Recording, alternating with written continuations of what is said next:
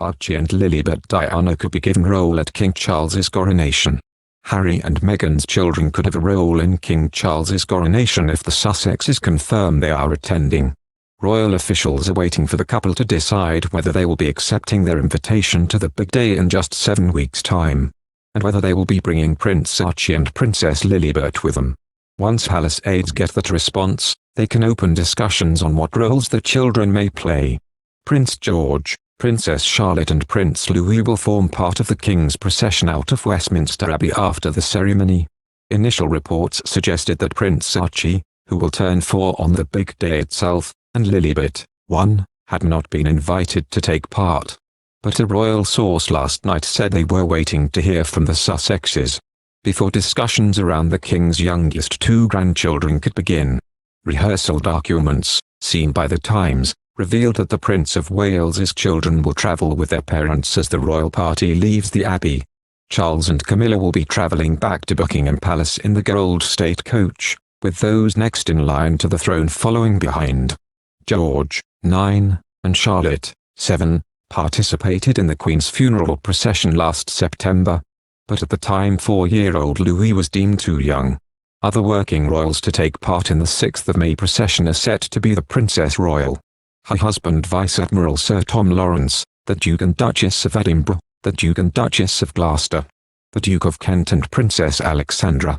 As non-working royals, Prince Andrew, Princesses Beatrice and Eugenie and the Duke and Duchess of Sussex are not expected to participate. Draft documents circulating to those involved in the planning of the coronation have revealed a possible schedule of events, as detailed in the graphic above, although nothing has yet been finalized. Charles has asked for a more modest coronation than his mother's 3-hour service in 1953. A source added, 2 versions of the plans for the day are being drawn up. One includes Harry and Meghan and one doesn't. Timings are all approximate at this stage, but they are working towards a timetable now. The Duke and Duchess of Sussex struck a deal with Buckingham Palace to pay no further rent on Frogmore Cottage after refunding the £2.4 million taxpayers paid for its refurbishment. It had been reported that the Sussexes would pay a commercial rate for the 5-bedroom mansion on the Windsor estate. But palace officials last night confirmed that the lump sum payment wiped out the couple's rental obligations, as the increased value of the property following the work was taken as rent in lieu.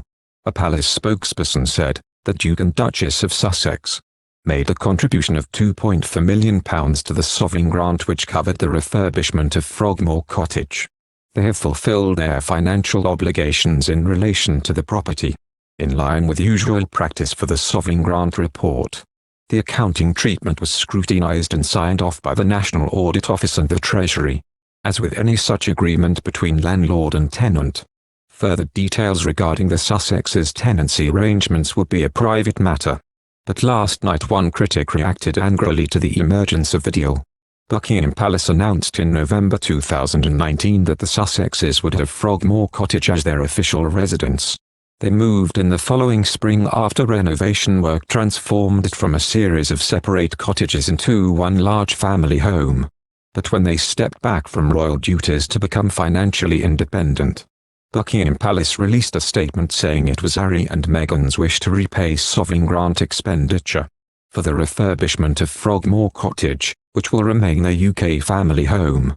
They quit royal duties officially in March 2020, and a palace spokesman told the BBC they would continue to pay a commercial rate of rent on the property.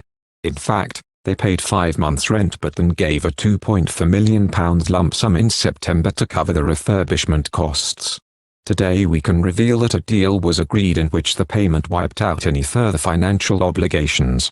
It was not a deal which was publicly announced by the palace, nor was it easy to see by looking at the official sovereign grant reports which outline public spending on the monarchy. Last night Buckingham Palace confirmed that the £2.4 million was split into 3 headings and recorded across 2 sets of accounts. In the 2020-21 figures, the lump sum is listed as both rental income and as recharges for functions and other income.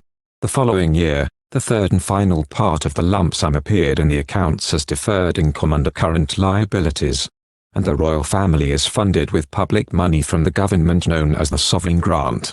The system was set up in April 2012 to replace the old civil list, and requires the royal household to publish a full report on its public finances each year.